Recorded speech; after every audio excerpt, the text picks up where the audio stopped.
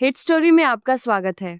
मोहित की शादी को अभी 5 महीने ही पूरे हुए थे जब पहली बार उसकी साली डिम्पल उनके घर आई।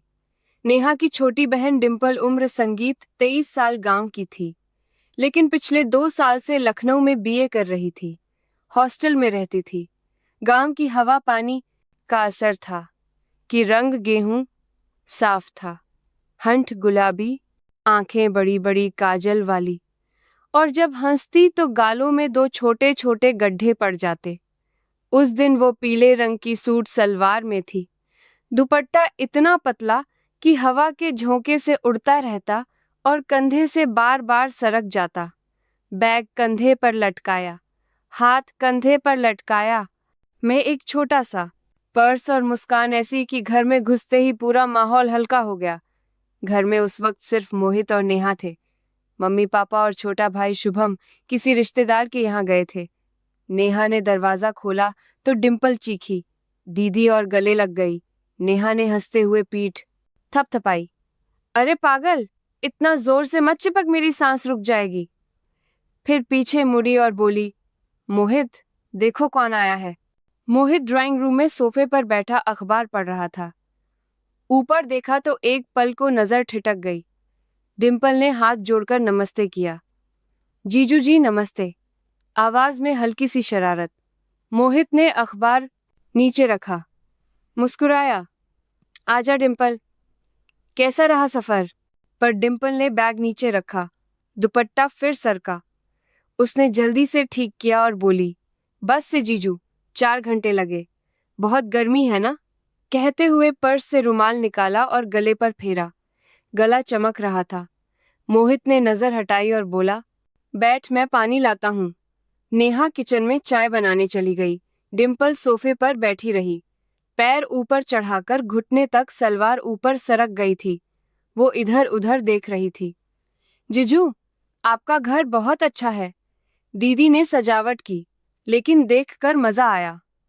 मोहित पानी का गिलास देते हुए बोला, तेरी दीदी ने ही सजाया है, मैं तो बस पैसे देता हूँ।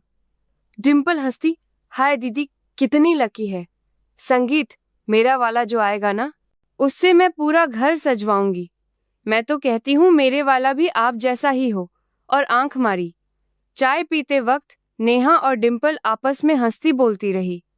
मोहित चुपचाप देखता रहा। डिम्पल की हर बात में हल्का सा तड़का था। वो बार बार मोहित को घूर कर देखती और फिर नेहा से कुछ कहकर हंस देती। नेहा कुछ समझती नहीं थी, बस खुश थी कि बहन आई है। शाम को जब सब घर लौटे तो खाना पीना, बातें, हंसी जाग चला। रात को डिम्पल नेहा के साथ सोने वाली थी, लेकिन नेहा को आदत थी देर रात तक फोन पर सहेलियों से बात करने की। डिम्पल बेचैन हो गई। 10:00 बजते बजते वह उठी और बालकनी में चली गई। मोहित भी नींद नहीं आ रही थी, वह भी बालकनी में चला आया। चांदनी थी, हल्की ठंडी हवा चल रही थी। डिम्पल दीवार से टेक लगाकर खड़ी थी, दुपट्टा हवा में उड़ रहा था। मोहित ने पीछे से आवाज दी, नींद नहीं आ रही। डिम्पल चौंकी मुड़ी और बोली, चिजू, आप भी दीदी फोन पर लगी है, मुझे बोर हो रहा था। मोहित उसके पास दीवार से टेक लगाकर खड़ा हो गया। दोनों चुप रहे कुछ देर। फिर डिम्पल बोली, जुजू, आप दीदी से बहुत प्यार करते हो ना। मोहित हंसा करता हूँ। डिम्पल ने सिर झुकाकर कहा, मुझे भी कोई ऐसा ही मिले। हॉस्टल में सब कहते हैं कि जजा साली का रिश्ता बहुत मजेदार होता है। आप मुझे तंग क्यों नहीं करते। मोहित बोला, तंग करने की जरूरत ही नहीं, तू खुद ही बहुत शरारती है। डिम्पल ने हंठ बनाए। संगीत, अच्छा जी, मैं शरारती हूँ। चलो आज से आप मुझे तंग करो, मैं देखती हूँ कितना दम है। और हंस दी। तभी उसकी दीदी आई और बोली, क्या हो रहा है यहाँ साली और जीजा के बीच में। फिर वहां तीनों बातें करने लगे। फिर अगले दिन सुबह से डिम्पल ने खेल शुरू कर दिया। नेहा कर आई तो बाल गीले थे, टी शर्ट और लोअर में थी। नेहा किचन में थी। डिम्पल मोहित के पास सोफे पर धम्म से बैठी और बोली, जीजू, मेरे बाल सुखाओ ना। मोहित हक्का बक्का, डिम्पल ने तौलिया उसके हाथ में थमा दिया। मोहित ने मना किया।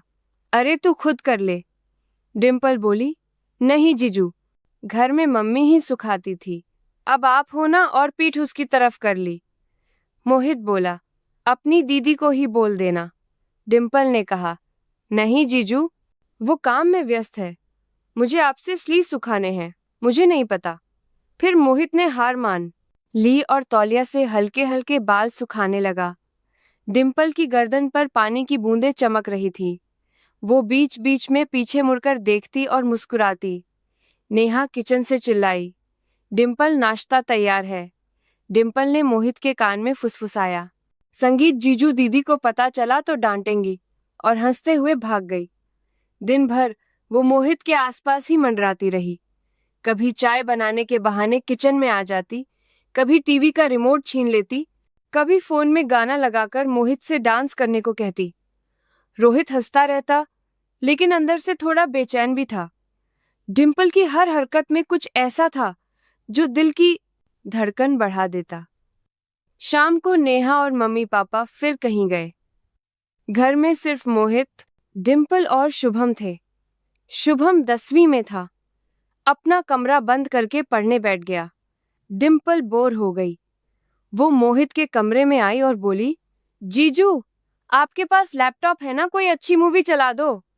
मोहित ने लैपटॉप खोला और मूवी ढूंढने लगा।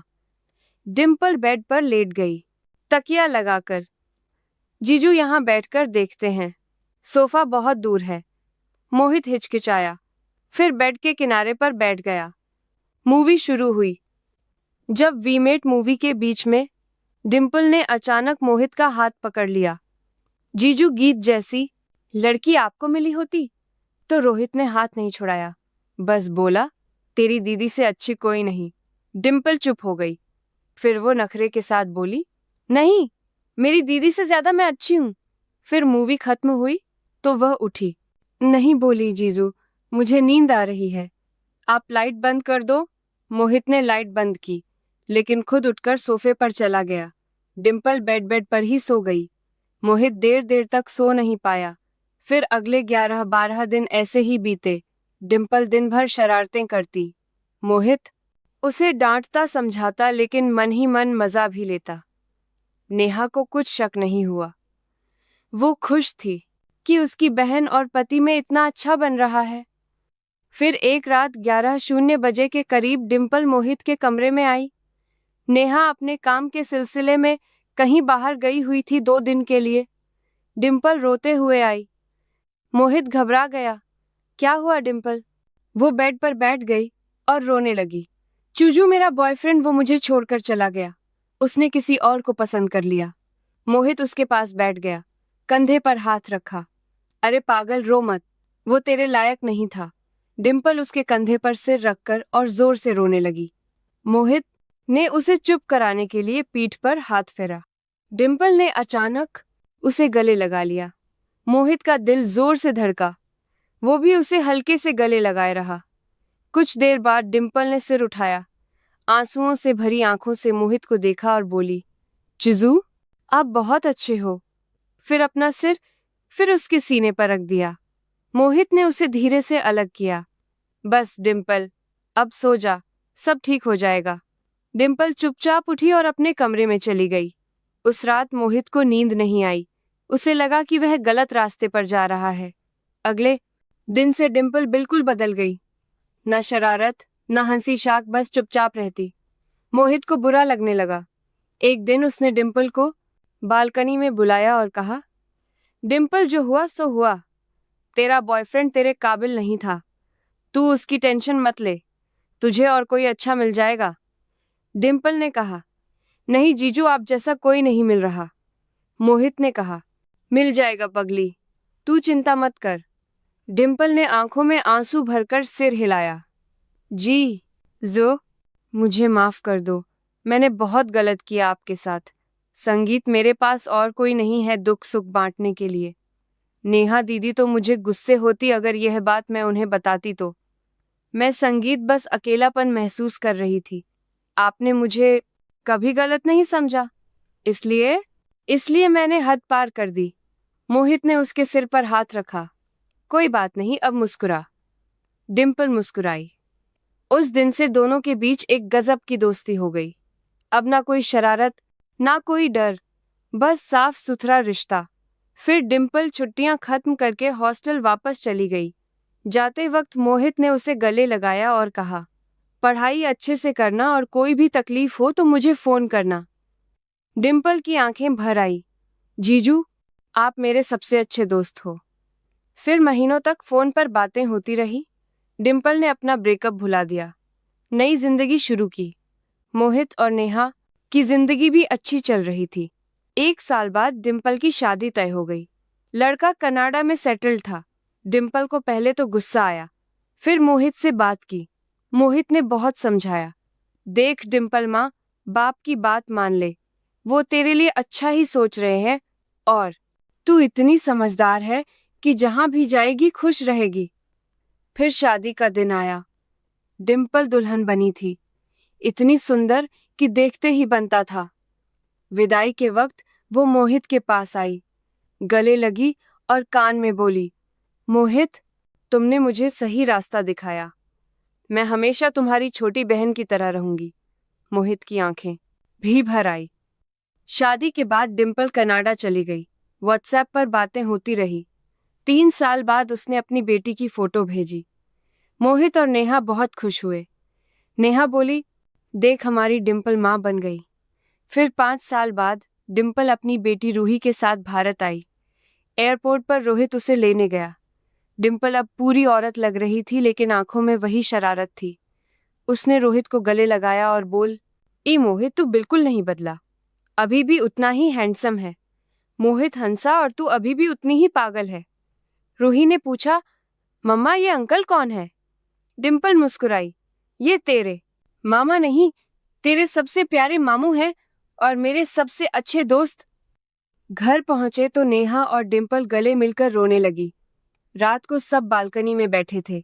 डिम्पल ने मोहित की तरफ देखकर कहा, जानते हो मोहित, कभी कभी मुझे लगता है कि जिंदगी ने मुझे जो दिया उससे कहीं ज्यादा अच्छा दिया, क्योंकि मुझे तुम जैसा जिजा और दोस्त मिला। मोहित ने मुस्कुरा कर कहा, और मुझे तुझ जैसी शरारती लेकिन सोने जैसी दिल वाली साली मिली। उस रात सब हंसे, बातें की, पुराने दिन याद किए। बालकनी में चांदनी फिर वही थी जैसे 7 साल पहले। रूही सो चुकी थी। नेहा भी थक कर अंदर चली गई। सिर्फ मोहित और डिम्पल रह गए। हवा में हल्की ठंड थी। दिसंबर का महीना जो था। डिम्पल ने कॉफी का मग हाथ में घुमाते हुए धीरे से कहा, रोहित, कभी सोचा था कि हम इतने बड़े हो जाएंगे? मैं माँ बन जाऊंगी। तू अभी भी वही लगता है। मोहित हंसा, तू भी वही है, बस लहजे में कनाडा की अंग्रेजी घुल गई है। डिम्पल चुप रही।